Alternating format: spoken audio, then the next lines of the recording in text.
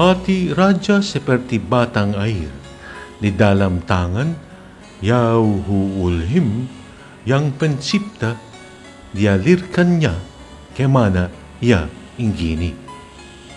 Setiap jalan orang adalah lurus menurut pandangannya sendiri, tetapi Yahuulhim yang pencipta lah yang menguji hati.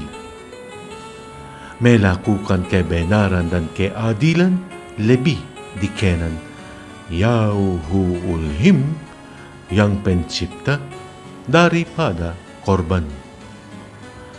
Mata yang congkak dan hati yang sombong, yang menjadi pelita orang fasik, adalah dosa.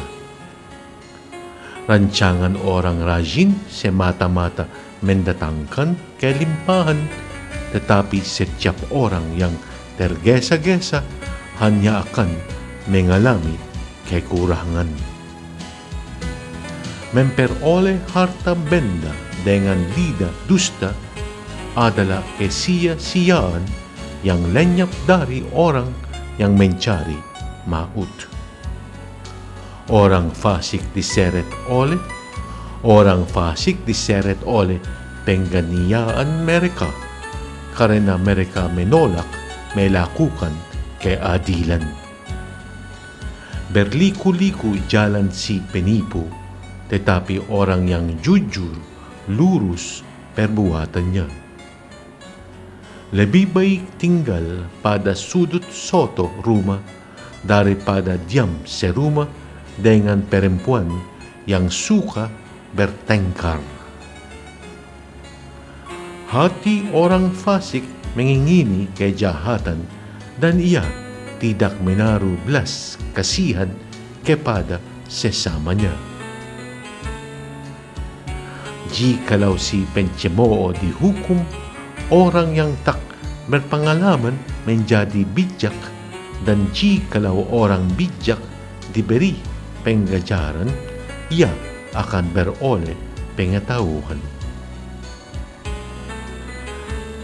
Yang Maha Adil, Yahuulhim yang pencipta, memperhatikan rumah orang fasik dan menjerumuskan orang fasik ke dalam kecelakaan.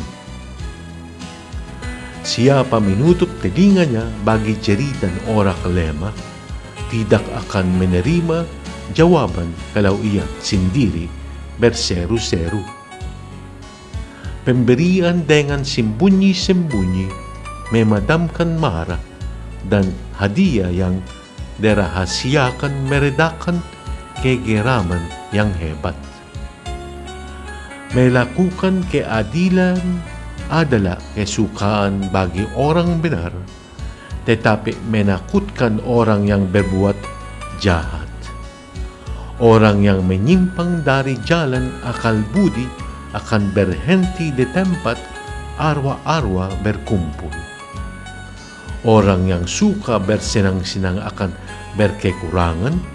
Orang yang gemar kepada minyak dan anggur tidak akan menjadi kaya. Orang fasik dipakai sebagai tebusan bagi orang benar, dan pengkhianat sebagai ganti orang jujur. Lebih baik tinggal di padang gurun daripada tinggal dengan perempuan yang suka bertengkar dan pemarah. Harta yang indah dan minyak ada di kediaman orang bijak, tetapi orang yang bebal memboroskannya.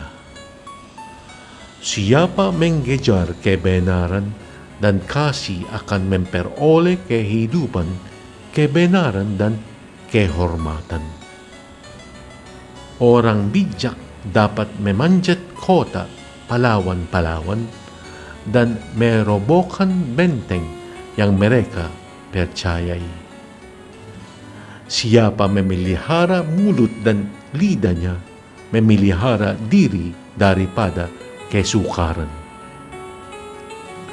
Orang yang kurang ajar dan sombong pencemooh namanya, ia berlaku dengan ke angkuhan yang tak terhingga. Si pemalas dibunuh oleh keinginan niya karena tangannya enggan bekerja. Keinginan bernafsu sepanjang hari, tetapi orang benar memberi tanpa batas. Korban orang fasik adalah kekejian, lebih-lebih kalau dipersembahkan dengan maksud jahat. Saksi bohong akan binasa, tetapi orang yang mendengarkan akan tetap berbicara. Orang fasik bermuka tebal, tetapi orang jujur mengatur jalannya. Tidak ada hikmat dan pengertian, dan tidak ada pertimbangan yang dapat menandingi Yahuulhim yang pencipta. Kuda diperlengkapi untuk hari peperangan, tetapi kemenangan ada di tangan Yahuulhim yang penciptamu.